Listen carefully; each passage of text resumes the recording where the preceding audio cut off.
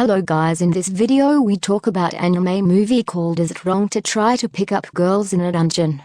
Arrow of the Orion. It starts from the entire Artemis familiar is killed by an unknown monster, leaving the head of the familiar, Artemis, in complete shock. As Bel prepares himself for his dungeon excursion, his goddess Hestia awakens in a frantic manner for oversleeping. Before Bel heads off to the dungeon, Hestia wishes him good luck. Inside the dungeon, the group faces off against some hellhounds, all mirage, and hard-armored. Later that night, the group along with Hestia attend the Holy Moon Festival. They soon have their attention caught by Herm's challenge, which involves pulling a spear out of a crystal formation. The one who manages to pull the spear out of the crystal formation will not only be blessed by the goddess of purity, but also be invited to a grand trip around the world too. Instantly, Hestia suggests Bel take the challenge, just as Lifia suggests Ez do the same. And so, the two take the challenge together in hopes to outmatch the other. Right after Lifia tries to pull it and fails, Ez then tries, but also fails. Stepping up to the challenge, Bel tries his hand at trying to pull the spear. The moment Bel touches the spear, Bel hears a feminine voice confirming that he's the one, and the crystal holding the spear shatters. Hermes congratulates Bel for his accomplishment and introduces the sponsor of the event, Artemis. Hestia, who was best friends with Artemis back when they were in heaven, tries to embrace her old friend. However, Artemis instead embraces Bel, whom she calls her Orion. Church. Hestia chastises Artemis for her impertinence towards her and explains to everyone Artemis' goddess background. Chiming in, Hermes explains that Artemis sponsored the event to help subjugate a certain monster outside of Orion that her familiar had trouble. Artemis then approaches Bel and gives him the spear while calling him once again Orion.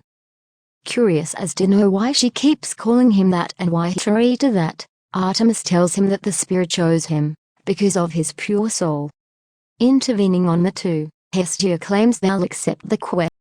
Making everything official, Bel accepts the quest as well and kisses Artemis' hand as a way of confirmation. On the top of the wall, Hermes gives Hestia's familiar upgraded clothing for the adventure ahead. Gantra arrives with 3 tamed dragons to ride onto their destination within 10 days. Since there are only 3 dragons, the group has to ride in pairs, and much to Hestia's dismay she has to ride with Hermes. All settled atop their dragons, they ride off into the sunrise, and Hermes informs Hestia's group that their destination is the Elsa's ruin. It's a place hidden in the great forest at the edge of the continent on the far side of Orion. After a week of flying, the group rescues a mother and her child from a swarm of scorpions. By throwing the spear he pulled from the contest at the scorpions, Bel manages to annihilate all of them a single throw. The woman thanks them all and informs the group about how other villages aside from her and her daughters were attacked by monsters. Although complimenting Bel for the good job he did, Hermes warns him not to use the spear again in order to not attract her attention. Later the group sees the mother and child off, but give them nearly all of their food because of Artemis' naiveness. Since it's nearly nightfall, Hermes suggests they call it a night and set up camp there to remedy their food shortage. Bel finds a maize nut tree, and so they have baked maize nuts for dinner. Finished with their meal, they then discuss the matters involving the unknown scorpion monsters they encountered earlier that day. Hermes mentions that the source of the monster outbreak could be related to the quest that many familiars were assigned. However, all of them disappeared without a trace at the same destination they're heading to, the Elsa's ruin. It was there that a monster was sealed called Antes. Although it was sealed there, over time, it managed to regain its lost power and break the seal. Because of this, Auranos assigned Hermes the quest, and soon he meets with Artemis, whose goal was the same. Teaming up with each other, they return to Aurario to recruit more people. Although there are more qualified people to accomplish this mission, the spear is imperative in killing Antares. Noting that it's getting late, Hermes suggests they head to bed for the night. Before they retire for the night, Hestia and Artemis talk with one another. The subject of what Belle is to Hestia initially shocks her, and she struggles to give a straight answer at first until admitting he's her treasure. To Hestia's shock, Artemis can relate as she feels a sense of relief around him. When Hestia asks about where Artemis Familiar is, she answers vaguely that they're not there and are waiting for her. Embracing her friend, Hestia comments that Artemis has changed since they've last met. Outside of the tent, Hermes is seen tied to the top of a tree outside of the tent.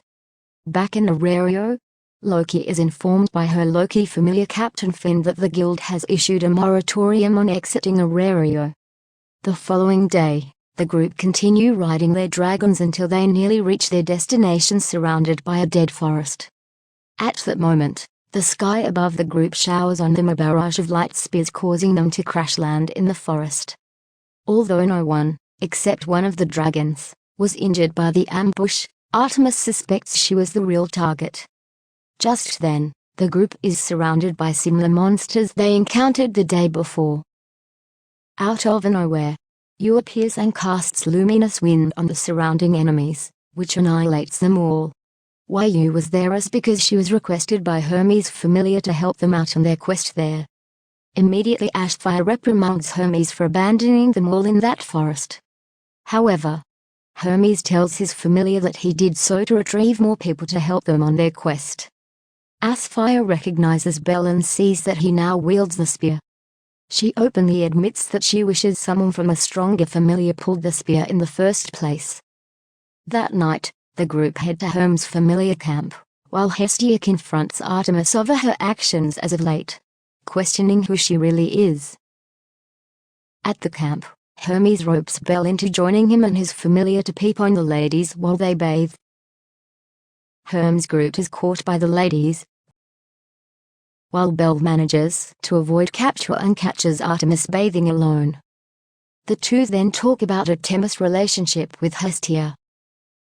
Meanwhile, Hermes meets with Hestia, who has the spear and intended to discard it.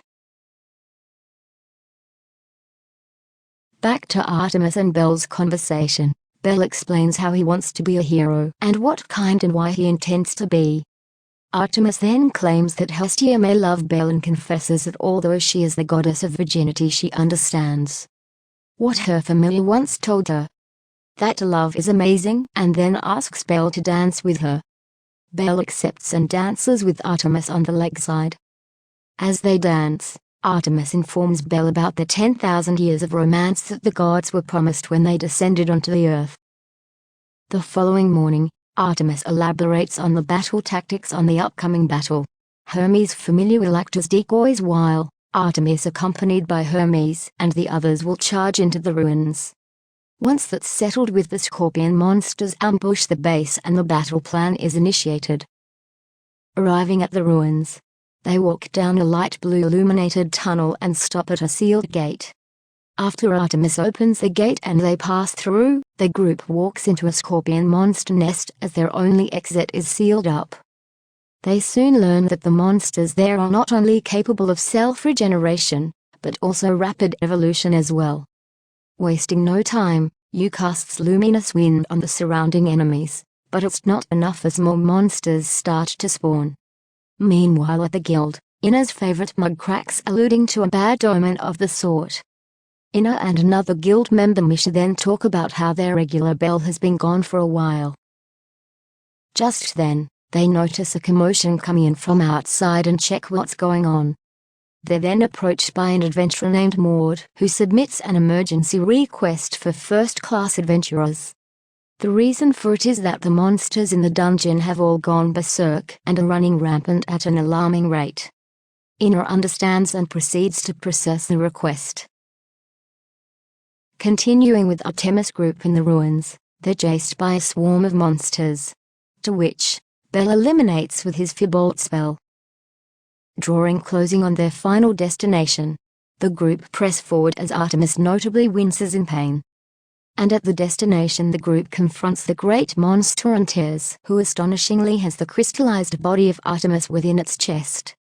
It then fires off a purplish beam into the crescent moon-shaped scar in the sky that causes it to once again rain a barrage of light onto the periphery. This attack separates Artemis and Belle from the main group, who awaken to the sight of Artemis' dead former familiar members. It's then revealed by both Artemis and Hermes that the Artemis that they venture with is merely a fragment of the original. Since Artemis was devoured by Antares, thereby gaining her divine power to use at its disposal. In Aurelio, the citizens look to the sky, and to their amazement there are two moons.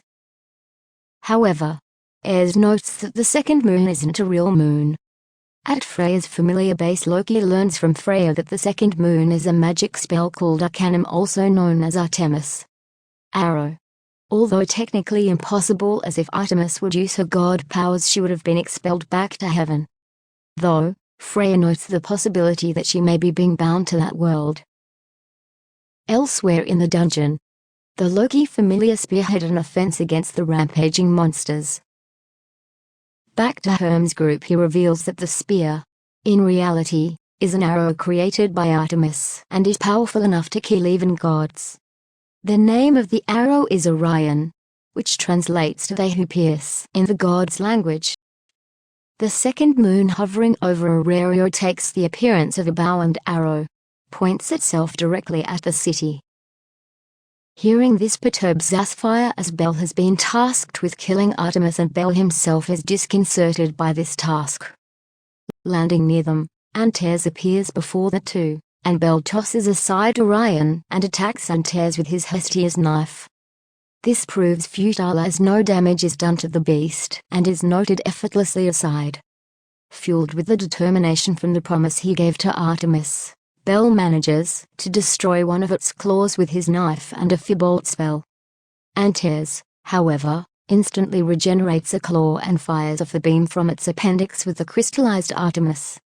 On the other hand, the residue Artemis negates the attack as Hermes' group heads near them until finally, she disappears. Mortified by the loss of Artemis, Belle goes into shock. Hermes' group then act as decoys to buy some time so Belle could hopefully recuperate.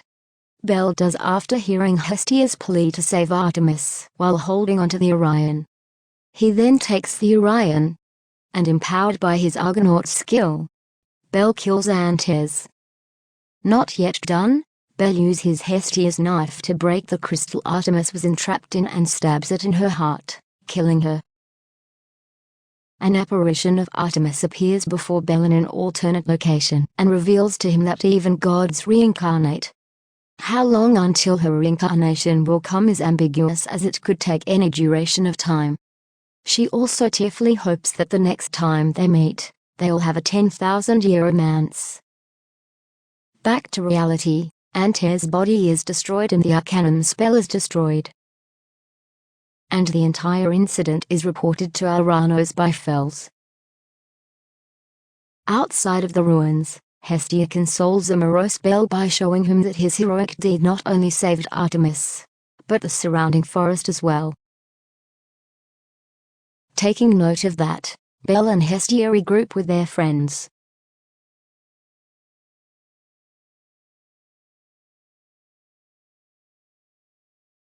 Thanks for watching. Please like, share, and subscribe.